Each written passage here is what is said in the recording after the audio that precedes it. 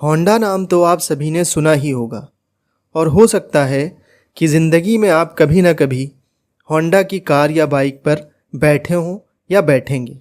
आज हम जानेंगे सोइचिरो होंडा की स्टोरी, जिन्होंने साइकिल रिपेयरिंग के काम से शुरुआत करके बिना किसी फॉर्मल एजुकेशन को कंप्लीट किए होंडा मोटर कॉरपोरेशन को कई फेलियर्स और चैलेंजेस फेस करने के बाद इस्टेब्लिश किया। सोइचिरो होंडा का जन्म 17 नवंबर 1906 को जापान के एक गांव में हुआ था।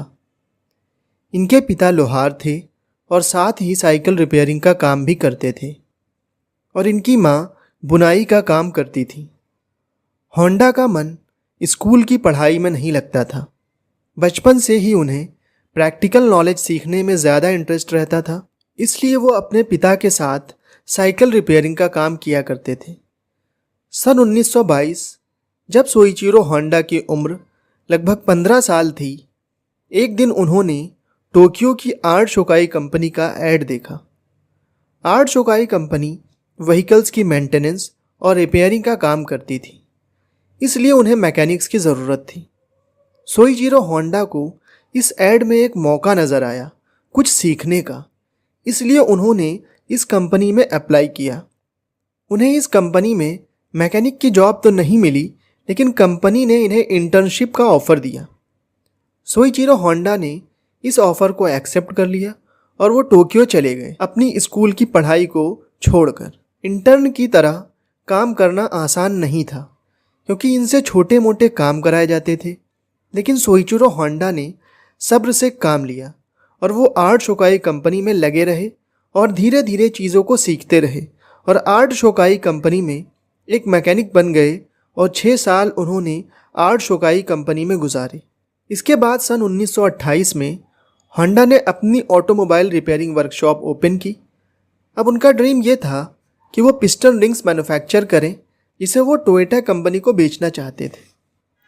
होंडा ने इसके लिए अपनी सारी सेविंग्स इसमें लगा दी और पिस्टन रिंग्स को कड़ी मेहनत के बाद बनाया और टोयोटा कंपनी के सामने प्रेजेंट किया।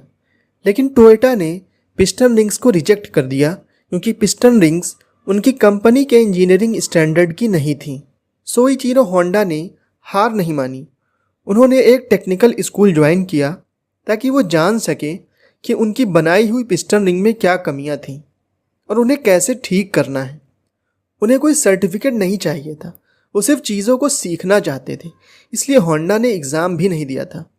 उनकी लगातार कोशिश की वजह से आखिर 2 साल की मेहनत के बाद उन्होंने टोयोटा के स्टैंडर्ड की पिस्टन रिंग्स बना ली और टोयोटा ने उन्हें एक्सेप्ट किया। होंडा को मैन्युफैक्चरिंग का कॉन्ट्रैक्ट भी मिल गया। अब उन्हें मैन्युफैक्चरिंग के लिए फैक्ट्री बनानी थी, लेकिन ये आसान नहीं था, क्योंकि उस वक्त वर्ल्ड वॉर 2 चल रहा था और जापान भी इस वॉर में शामिल था। इसलिए फैक्ट्री बनाने के लिए मटेरियल मिलना आसान नहीं था। इसलिए उन्होंने अपने कुछ दोस्तों के साथ मिलकर कंक्रीट बनाने का नया तरीका खोज निकाला और फिर उसकी हेल्प से फैक्ट्री बनाई गई। मैन्युफैक्चरिंग भी स्टार्ट हो गई, लेकिन अभी भी बहुत कुछ होना बाकी था। जापान वर्ल्ड वॉर 2 में शामिल था और यूएस प्लेन फाइटर्स लगातार जापान में बॉम्बिंग कर रहे थे। सोइचिरो होंडा की फैक्ट्री पर भी 2 बार बॉम्बिंग हुई और उनकी फैक्ट्री लगभग तबाह हो गई थी और वॉर की वजह से स्टील भी अवेलेबल नहीं था, इसलिए मैन्युफैक्चरिंग करना भी मुश्किल हो रहा था। लेकिन उन्होंने अभी भी हार नहीं मानी। उन्होंने अपने वर्कर से बोला कि यूएस फाइटर्स जिन गैसोलीन कैंस को फेंक रहे हैं उन्हें उठा कर लाओ, और इन्हीं गैसोलीन कैंस को होंडा ने रॉ मटेरियल की तरह यूज़ करके मैन्युफैक्चरिंग प्रोसेस में यूज़ किया। और सोइचिरो होंडा बोलते थे कि ये कैंस प्रेसिडेंट ट्रूमैन की तरफ से गिफ्ट है। मैन्युफैक्चरिंग स्टार्ट हो गई थी, लेकिन एक दिन अर्थक्वेक ने उनके फैक्ट्री को पूरी तरह से बर्बाद कर दिया और फाइनली उन्होंने piston ring manufacturing process Toyota को बेच दिया।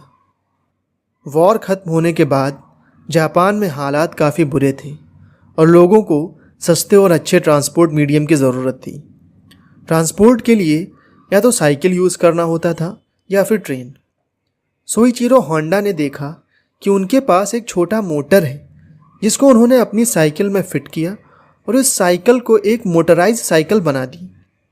अब इस बाइक को देखने के बाद लोगों को ये काफ़ी पसंद आई और काफ़ी लोगों ने उनसे ऐसी ही मोटराइज साइकिल बनाने के लिए कहा। उनके पास जितने रिसोर्सेज थे उन्होंने उस हिसाब से लोगों के लिए ऐसी बाइक्स बनाई। लेकिन अब इन बाइक्स की डिमांड को पूरा करने के लिए उन्हें फैक्ट्री बनानी थी और इसके लिए उन्हें इन्वेस्टमेंट की भी ज़रूरत थी। इसलिए उन्होंने जापान की 18,000 साइकिल कंपनी को अपने आइडिया को लेकर लेटर लिखा और 3,000 साइकिल कंपनी से उन्हें पॉजिटिव रेस्पॉन्स आया और उन्हें इन्वेस्टमेंट भी मिला। इस इन्वेस्टमेंट की हेल्प से उन्होंने Honda technical research institute open किया और इन मोटर बाइसिकल्स की मैन्युफैक्चरिंग स्टार्ट कर दी। इसके बाद इन्होंने छोटे और हल्के इंजन वाली बाइक्स बनाई जिसको होंडा ने नाम दिया द सुपर कब, और इस बाइक को काफ़ी सक्सेस भी मिली। और इसके बाद तो होंडा आगे ही बढ़ते रहे। आगे चलकर इन्होंने कार्स भी मैन्युफैक्चर की और आज होंडा का नाम लगभग पूरी दुनिया जानती है, क्योंकि होंडा ने कभी भी फेलियर्स और चैलेंजेस की वजह से कोशिश करना नहीं छोड़ा। इस स्टोरी को मैं सोइचिरो होंडा की एक थॉट से ख़त्म करना चाहूँगा। Instead of being afraid of the challenge and failure, be afraid of avoiding the challenge and doing nothing.